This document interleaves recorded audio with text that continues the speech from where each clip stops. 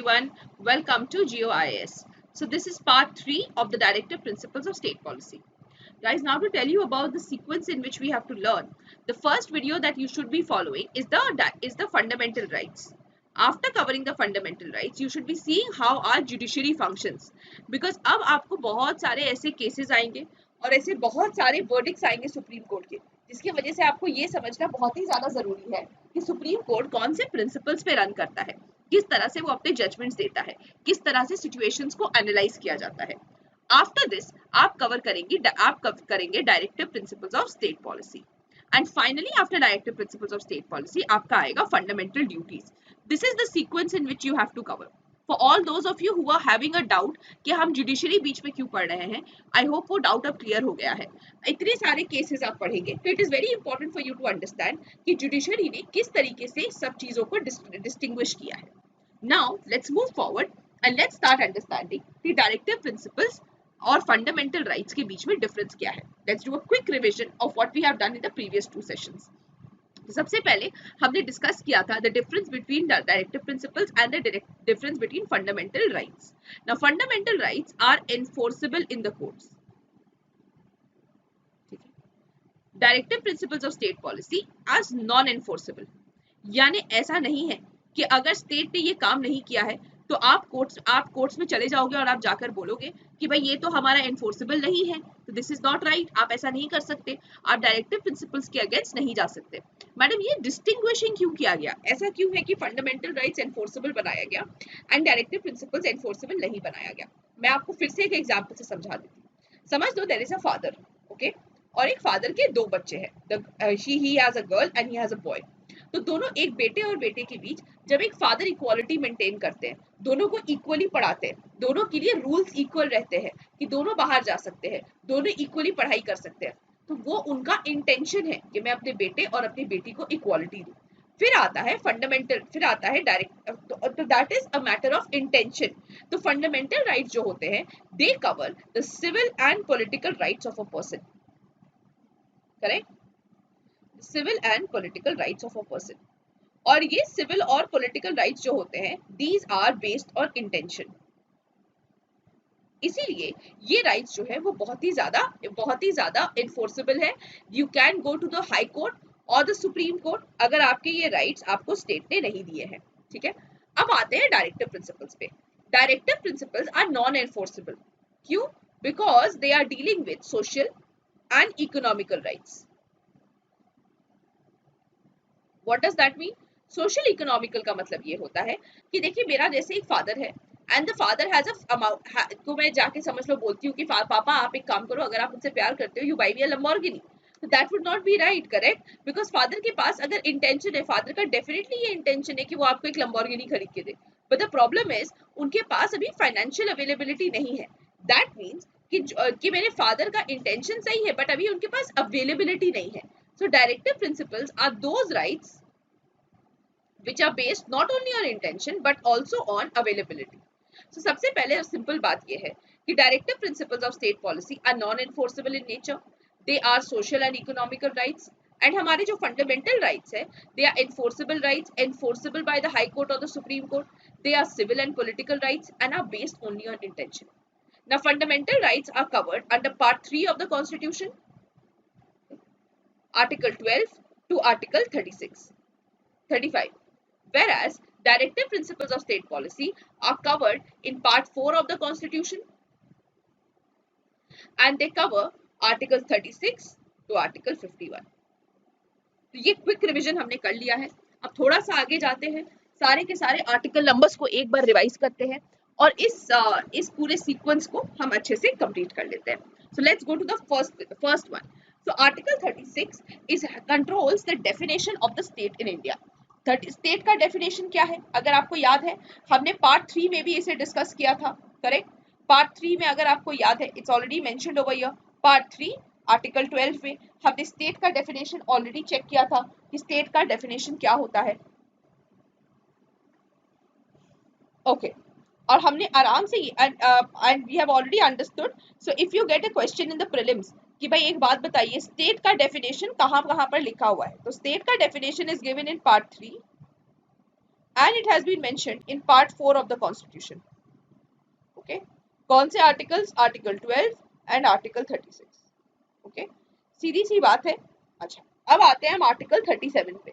ना if you remember fundamental rights जो है they are binding on the government of the state. यानी कि अगर गवर्नमेंट हमारे फंडामेंटल राइट्स हमें नहीं देगा we can drag them to the court और उन्हें वो चीज देना पड़ेगा. बट ये फंडामेंटल राइट्स के केस में एज हमने देखा है कि एक्सप्लिसिटली दिया हुआ है आर्टिकल 32 में, उसी तरीके से डायरेक्टिव प्रिंसिपल्स में ये सबसे पहले ही मेंशन कर दिया है दैट ये वाले जो पार्ट्स है ये नॉन एनफोर्सेबल होंगे कोर्ट में, मगर they will be fundamental in the governance of the country and it shall be the duty of the state to apply this principles. यानी कि आर्टिकल 37 ने दो चीजें की है. उन्होंने नंबर 1 बोला है कि ये जो हमारे डायरेक्टिव प्रिंसिपल्स हैं these will not be enforceable in court, these are non enforceable. ठीक है, जैसा मैंने आपको ऑलरेडी बताया हुआ है, तो this is mention in article 37. ठीक है, they are non enforceable and number 2 they are binding on the government of India. यानी ऐसा नहीं है कि नॉन एनफोर्सेबल नहीं है तो गवर्नमेंट कुछ भी कर सकता है, गवर्नमेंट को प्रॉपर तरीके से इन्हें अपनाना होगा. ओके उसके बाद आता है हमारा article 38 which is actually the key stone of part 4 of the constitution of India, जो डायरेक्ट वर्ड यूज करता है वेलफेयर का. करेक्ट, और आपको अच्छे से मैंने बताया है कि किस तरीके से it tries to bring about the social welfare of people. It talks about the social, economic and political rights of people. Correct. The state shall in particular वो minimize करता है equalities in income, IT rates वगैरह जो होते हैं हमारे India में वो सारी चीजों को legitimize करता है. So after this we have article 39 of the constitution. और आर्टिकल 39 जो है it talks about equality. Right, वो क्या करता है कि भाई आप मेन एंड विमेन को इक्वली ट्रीट करिए, give them adequate means of livelihood. Correct, आपको क्या करना है, आपको एक सोशलिस्टिक पैटर्न ऑफ सोसाइटी बनाना है. कॉन्सेंट्रेशन ऑफ वेल्थ नहीं होना चाहिए, there can not be concentration of wealth. ऐसा नहीं होना चाहिए कि कहीं पे भी मोनोपोली हो जाए, क्योंकि ये मोनोपोली लोगों से एक्सट्रैक्शन करने की कोशिश करेगा. There should be equal pay for equal work of both men and women. Alright, आपको ये देखना होगा कि जितने भी मेन हैं उनका हेल्थ एकदम प्रॉपर हो पाए, लेबर वेलफेयर का आपको ध्यान देना है. ऑलराइट, उसके बाद हम क्या देखते हैं कि भाई बच्चों को भी प्रोटेक्ट करने के लिए इट हैज गिवन डायरेक्टिव्स. और ये जो डायरेक्टिव्स है it has been directly given in article 24. protect the child against exploitation, against moral and material abandonment. Correct. If you remember we had also discussed the Gaurav Jain versus the Union of India case which gave forward to the POSCO Act. all right. अच्छा अब आते हैं हम article 39A में. so मैंने आपको already बताया है कि there were 4 articles which were added by the 42nd Constitution Amendment Act of India. The first one was Article 39A, so free legal aid for the poor and for the weaker sections of society. So if you remember हमने ये discuss किया था कि in the principles of natural justice there we have the right to have a lawyer. मगर ये जो right to lawyer है that only used to cover criminal cases. correct. मगर civil case का लेकर हमें कोई इस टाइप का हमारे पास रुकावट नहीं था. इसीलिए article 39A was given out by the 42nd Constitution Amendment Act by Indira Gandhi. And Indira Gandhi ji ने ये बनाया था NALSA. Okay, the national legal service authority act. Alright, तो ये जो national legal service authority act होता है this covers civil as well as criminal parts. Okay, तो ये हो गया हमारा दो. फिर हम चलते हैं आर्टिकल 40 पर. ना आर्टिकल 40 जो है वो बात करता है to organise village panchayat. And village panchayat were made by the 73rd Constitution Amendment Act. correct, which gave forward to the Panchayati Raj institutions in India. correct, or this formed the third tier of the government. as you can understand ये जो था that was a Gandhian principle, इसीलिए ये बहुत ही ज्यादा important माना जाता है. Then we had Article 41, Article 42 and Article 43. तो Article 41 जो है it has a right to work. ठीक है। टू एजुकेशन यानी कि इट इज टॉकिंग अबाउट ये जो डिप्लोमा डिग्रीज रहते हैं, और आप अक्सर देखे होंगे the polytechnic courses that we have, and you must have seen कि एजुकेशन रिलेटेड टू वर्क, यानी कि अगर आपको काम पाना है तो किस तरीके से उसे एजुकेशन देना पड़ेगा। तो इफ यू अंडरस्टैंड, आपने वोकेशनल ट्रेनिंग ये सब टाइप के वर्ड सुने होंगे। So these are the training courses जो गवर्नमेंट ने निकाला है ताकि जो आज की यूथ है हमारी वो अच्छी तरीके से ट्रेन हो पाए। देन ये होता है to right to public assistance, यानी गवर्नमेंट का असिस्टेंस। अगर आप यहाँ देखते हो कि राइट, यहाँ पे जो वर्ड है right, this has been explicitly mentioned, right. तो इसी तरीके से हमने ये देखा है कि स्टेट जो है with in the limit of its economic capacity, ये वर्ड एकदम हाईलाइट कर दिया कि जितना पैसा हमारे पास रहेगा उस हिसाब से हम आपको काम देंगे, ठीक है, हम आपको पढ़ाएंगे, ठीक है, मैं आपको आपको अनएम्प्लॉयमेंट के केस में, ओल्ड एज के केस में, सिकनेस के केस में मैं आपको हेल्प करूंगी। Other cases of undeserved want, यानी कि आपको याद है मैंने बताया भी है कि बहुत सारी चीजें गवर्नमेंट ने निकाला है। जैसे प्रधान आपको जैसे if you understand the MNREGA, जैसे Mahatma Gandhi national rural employment guarantee act है आपका। उसके बाद आप ओल्ड एज के केस में भाई हम आपको रिटायरमेंट भी देंगे। उसके बाद फिर हम आपको अगर बाय द वे आप डिसेबल्ड हो तो हम आपको कोटाज भी देंगे। डिसेबल्ड के लिए कोटाज होता है, pretty sure you people know that, वो वाला एक चीज हम आपको देंगे। तो ये सब कहाँ से लेजिटिमाइज किया गया है? ये लेजिटिमाइज किया गया है, ये लेजिटिमाइज किया गया है through article 41, article 42 and article 43। तो इसी तरीके से हमने ये भी देखा है कि आर्टिकल 42 बोलता है कि भाई आपको अच्छा कंडीशंस ऑफ वर्क आपको सही करना पड़ेगा। There has to be just and there has to be humane conditions of work and for maternity relief. एक तो आपका ये पॉइंट आता है।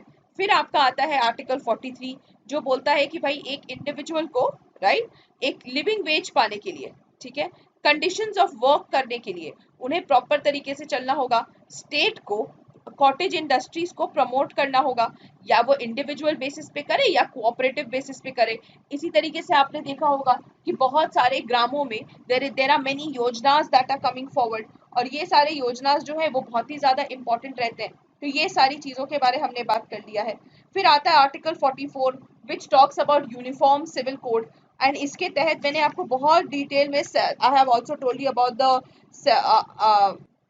Of the Shahbano case. तो शाबानो केस के लाइट में मैंने आपको यूनिफॉर्म सिविल कोड वाला पूरा पॉइंट आपको अच्छे से समझा दिया है। देन केम आर्टिकल 45 जो अगर आपको याद है was talking about free and compulsory education with in a period of 10 years, जो बहुत ही अर्जेंसी दिखाता है। और इसके तहत हम देखते हैं 86 कॉन्स्टिट्यूशनल अमेंडमेंट एक्ट आया है, करेक्ट। और 86 कॉन्स्टिट्यूशनल अमेंडमेंट एक्ट ने क्या किया है, आर्टिकल 21A को कॉन्स्टिट्यूशन में इंसर्ट कर दिया है, करेक्ट। Finally आता है article 46 which talks about scheduled castes and scheduled tribes and it takes care of the weaker sections of the people in society। तो ये जो हमारा scheduled tribes and scheduled castes आता है, correct, scheduled caste and scheduled caste रहता है, इसके तहत आपने देखा होगा कि हमने कितनी सारी चीजें कवर की है। Then we have Article 47 which talks about a removal of drinks and intoxicating drugs in India।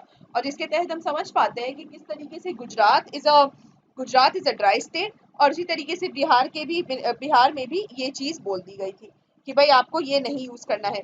Then we had seen कि लेवल ऑफ न्यूट्रिशन के तहत वी हैड अंडरस्टूड कि पल्स पोलियो प्रोग्राम कैसे आया था, आयुष्मान भारत स्कीम्स जो आजकल आ रहे हैं, कितने सारे स्कीम्स हमारे न्यूट्रिशन को लेकर आ रहे हैं। So all these things have come. अब गाइस ये तो हमने लास्ट क्लास में ऑलरेडी आर्टिकल 36 से लेके आर्टिकल 47 तक कवर कर लिया है। आज हम एक बहुत ही ज्यादा इंपॉर्टेंट और नया आर्टिकल स्टार्ट कर रहे हैं। तो इसे स्टार्ट करने के पहले मैं एक डिस्क्लेमर देना चाहती हूँ दैट ये जो आर्टिकल है ये बहुत ही ज्यादा डिफरेंट है, okay. This will deal with a religious issue. कुछ लोग इसे रिलीजियस मानते हैं, कुछ लोग इसे इकोनॉमिकल मानते हैं। That is a disclaimer. But अभी मैं आपको जो बताऊंगी that is strictly going to be about how the Supreme Court of India has dealt with this matter, और इसमें कोई बायसनेस नहीं है, एक बहुत ही अनबायस्ड व्यू होने वाला है। So please keep your ears open because now we will deal with article 48।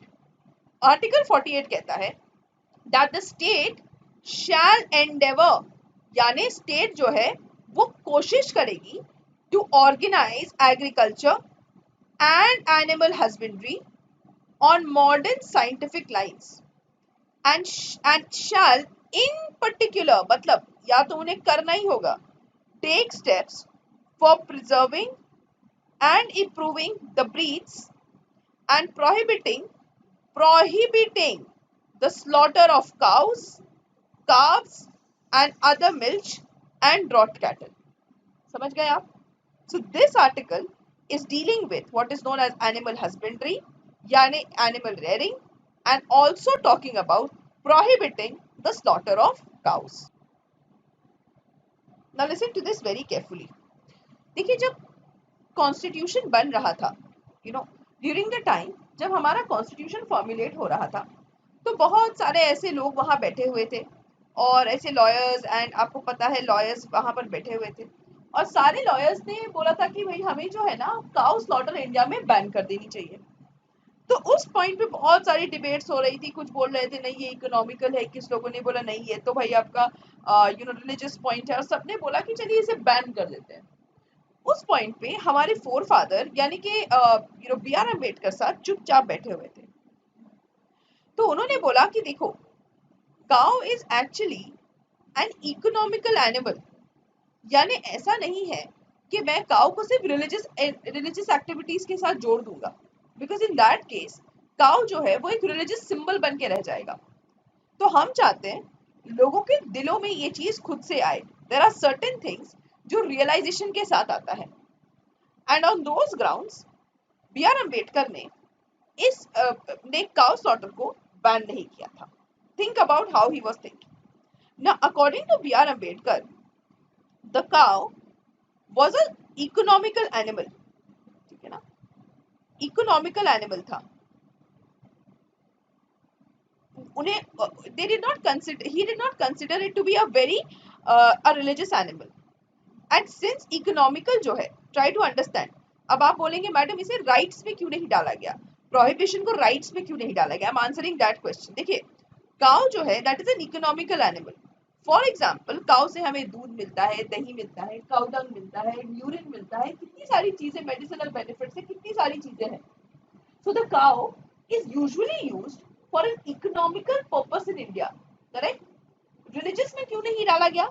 Religious में इसीलिए नहीं डाला गया because अगर आप इसे religious में डाल देते हो, you cannot use it and use the animal in any way. That is the reason कि cow को डाला गया within an economical ambit, और economical ambit में आने की वजह से it fell into the directive principles, yeah, because the directive principles cover social and economical rights. सो इस रीजन की वजह से काउ को इकोनॉमिकल एनिमल के तहत डायरेक्टिव प्रिंसिपल्स में उनका प्रोटेक्शन किया। अब क्या हुआ समझिए, बिहार में व्हाट हैपेंड कि गवर्नमेंट आई, बोलती है भाई ये तो डायरेक्टिव प्रिंसिपल्स में दिया हुआ है कि हमें काउ स्लॉटर को हमें प्रोहिबिट करना चाहिए। तो what they did is that they came forward with an act which was known as the Bihar preservation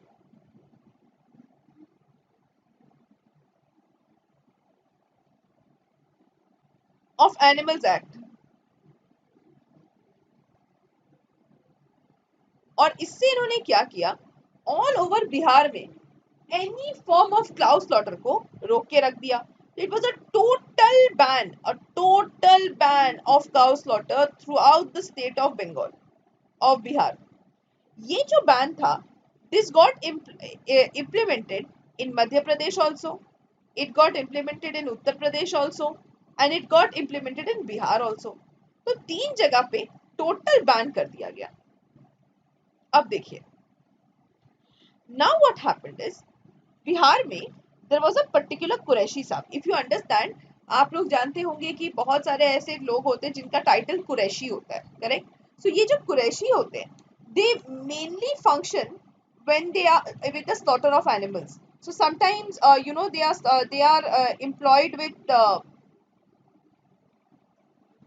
in the same way, in Bihar there was a particular person, इनका नाम था Mohammad Hanif Qureshi.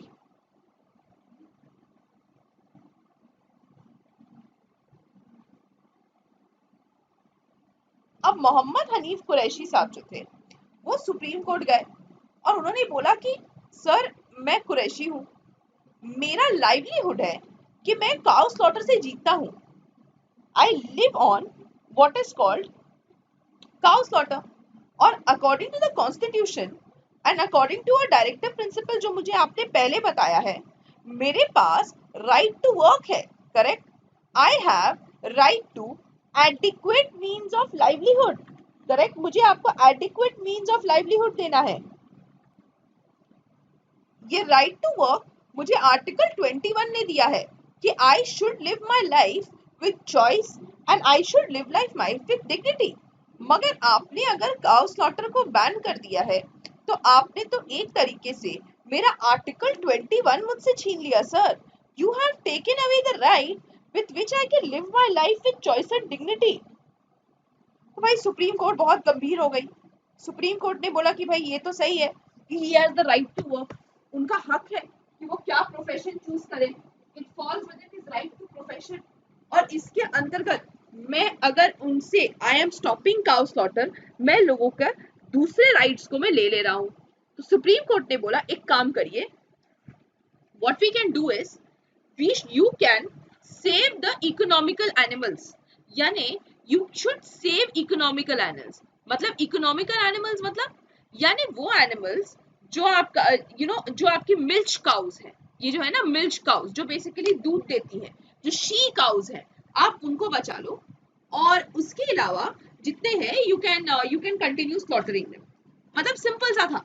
Supreme court said कि भाई देखो एक काम करिए, मोहम्मद हनीफ कुरैशी जी बोल रहे हैं कि उनका लाइफ चलता है इसके ऊपर, अब मैं किसी से उनका लाइफ जीने का मकसद तो नहीं छीन सकता। तो मैं क्या कर रहा हूँ, मैं एक काम करता हूँ, मैं आपको बोल रहा हूँ कि आप सारी चीजें बैन कर दो, बट आपको ये बैन मैं नहीं करने दूंगा। ऑलराइट, तो ये होने के बाद सो हनीफ कुरैशी जी को बोला गया कि देखो आपके पास शी काउज नहीं रहेंगे, बट इसके अलावा there are other varieties also जिनको आप स्लॉटर कर सकते हैं और आपका लाइवलीहुड चल सकता है। Alright, so Hanif Qureshi ji went back and he got a judgment in his favor. All right. तो अब आता है हम अब क्या हुआ, 2005 में एक एक्ट पास किया गया था बॉम्बे में, ठीक है। और this act was known as the Bombay preservation of animals act, ठीक है। The Bombay preservation of animals act. Bombay preservation of animals act से गुजरात में there was the total ban of any form of cow slaughter. Total ban हो गया, आप लोगों को पता होगा ना, गुजरात में टोटल बैन कर दिया गया। तो अब यहाँ पर भी एक कुरैशी साहब थे जिसका नाम था मिर्जा मोदी कुरैशी, ठीक है।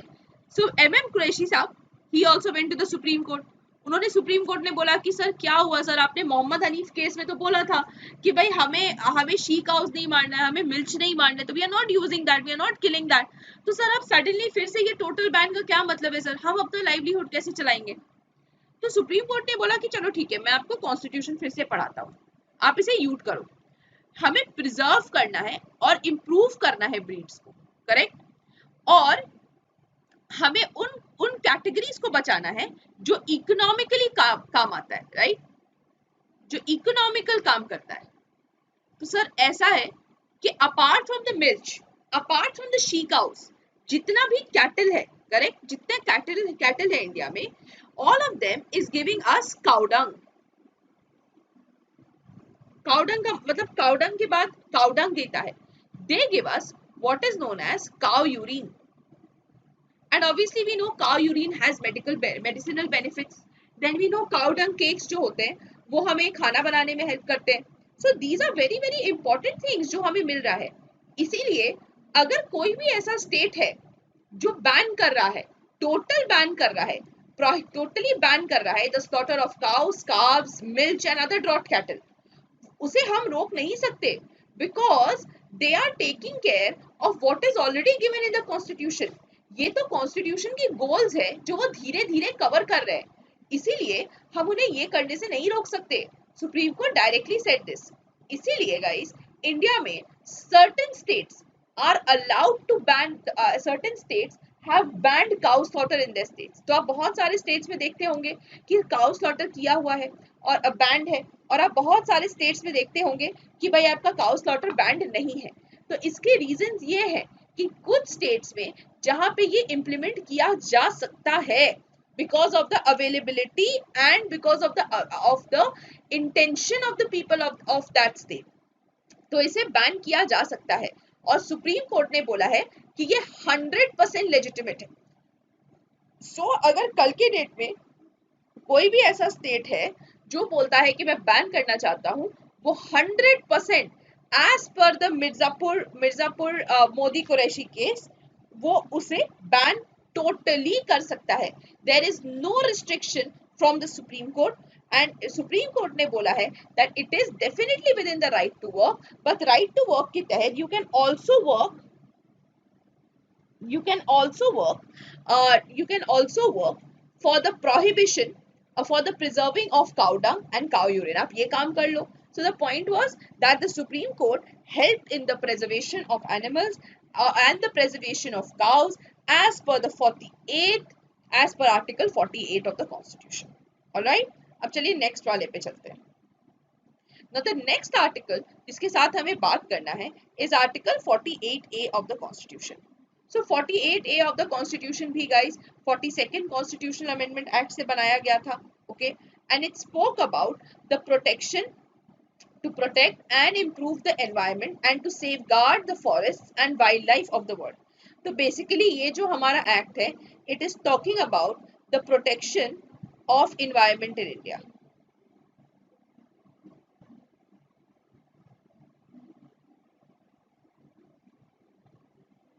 ये आर्टिकल बहुत सिंपल है, एंड आई एम श्योर इसके तहत आपने ये देखा होगा कि हमारे गवर्नमेंट ने नेशनल पार्क्स बनाए हैं, हमारे कोर एरियाज को डिफाइन किया गया है. सो वी हैव हमने बहुत सारे लोगों को बैन किया है, we have a forest officer. तो ये सारी चीजें कैसे आई थी? These all were bought by the 48A by article 48A of the directive principles. The next article जो हमें कवर करना है इज आर्टिकल 49. करेक्ट. ये बात करती है कि भाई जो स्टेट है उसे सारे मॉन्यूमेंट्स को प्रोटेक्ट करना चाहिए, हिस्टोरिकल इंटरेस्ट वाला करना चाहिए, मतलब all of them should be made by law by parliament, should be national importance. भाई उसे खराब नहीं होना है, डिसफिगर नहीं होना है, डिस्ट्रक्शन नहीं करना है, रिमूवल नहीं करना है, एज द केस में भी. यानी आपके पास जितने भी मॉन्यूमेंट्स हैं इंडिया में, वो सारे मॉन्यूमेंट्स को आपको प्रोटेक्ट करना है. हिस्टोरिकल मॉन्यूमेंट्स है, इंपॉर्टेंट मॉन्यूमेंट्स है, उन्हें तोड़ना नहीं है, रिमूव नहीं करना है, डिस्पोज नहीं करना है, उन्हें एक्सपोर्ट नहीं करना है. तो जितनी भी चीजें इंडिया में हैं उन्हें आपको अच्छे से रखना है, अच्छे से प्रिजर्व करना है, एक बोर्ड बनाना है जो उनका ख्याल रखे. ये सारी चीजें आपको बता दी गई है आर्टिकल 49 में. Then we have article 50. अच्छा, अब आर्टिकल 50 गाइस क्या बोलता है? To separate the judiciary from the executive in the public services of the state. अब आराम से सुनिएगा. आप लोगों को पता होगा कि जब आपने एक मजिस्ट्रेट का नाम सुना होगा, करेक्ट, डिस्ट्रिक्ट मजिस्ट्रेट, डीएम, कि भाई जब आप एक आईएएस ऑफिसर बनते हो, correct, whenever any individual is trying to become an IAS officer, तो 1973 में क्या होगा? So what happened is 1973 में there was this district magistrate, okay, IAS officer थे. अब ये जो IAS ऑफिसर थे वो ऑब्वियसली आपकी एग्जीक्यूटिव फंक्शंस भी कर रहे थे, करेक्ट, यानी एक पूरा डिस्ट्रिक्ट को संभाल रहे थे, और इसके साथ साथ वो एक जुडिशियल फंक्शंस भी निभा रहे थे. आप लोगों को आई एम श्योर याद होगा डिस्ट्रिक्ट मजिस्ट्रेट वाला वर्ड. तो ये जो डिस्ट्रिक्ट मजिस्ट्रेट थे ये एग्जीक्यूटिव फंक्शंस भी कर रहे हैं, ये जुडिशियल फंक्शंस भी कर रहे हैं, और ये जो जुडिशियल फंक्शंस ये निभा रहे हैं that was mentioned as per the CrPC, criminal procedure code of 1973, correct. इसके तहत ये अपने जुडिशियल फंक्शंस भी निभा रहे थे. अब देखिए, now what used to happen is एक तरह का इंटरवेंशन था between the judiciary and the executive. तो ये हटाया गया था by the 71 by the 50 in the Kesavananda Bharati case. So Kesavananda Bharati case में बोला गया कि भाई द आर्टिकल 50 जो है it is a part of the basic structure doctrine of the constitution. So as per this there should be complete separation of powers between the executive, the legislative and the judiciary. All right, and as per that article 50 जो था हमारा constitution का, उसमें बोला गया district magistrate को कि अब जो आपके फंक्शंस होंगे they primarily have to be executive functions, आपको जुडिशियल फंक्शंस करने की जरूरत नहीं है. Alright, so Kesavananda Bharati case ने बोला था कि भाई आपको जुडिशियल करने की जरूरत नहीं है, आप सिर्फ एग्जीक्यूटिव फंक्शंस करो। इसीलिए आज जो आईएएस ऑफिसर्स हैं, they form a part of the bureaucracy of India. Alright, so with this guys we have covered article 36 to article 50 of the constitution. Finally हमारे आते हैं आर्टिकल 51, जो ये बोलता है कि भाई एक तो आपको काम करना है, इंटरनेशनल पीस करना है, इंटरनेशनल सिक्योरिटी लाना है। You should maintain just and honourable relations between the Nations.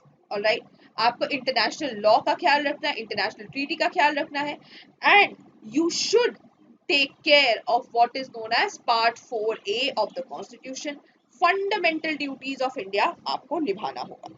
So with this, guys, we are ending this lecture.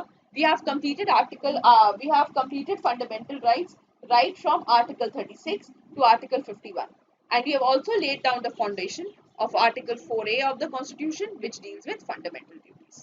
Thank you so much for watching.